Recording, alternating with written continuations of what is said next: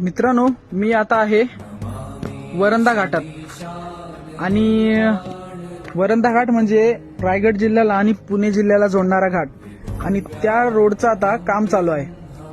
आणि हे काम चालू असताना रोडच्या बाजूचा हा जो खडक डोंगर हे खोदायचं काम चालू असताना त्याच्यामध्ये खूप प्राचीन स्वयंभू अशी शंकर महादेवांची पिंड सापडली।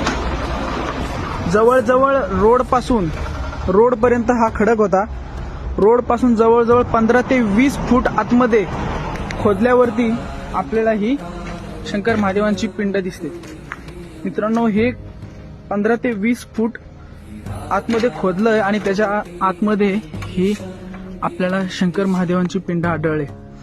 आणि याच्या अगोदर इथे एक मोठा धबधबा होता, तो रोडवरती पडायचा आणि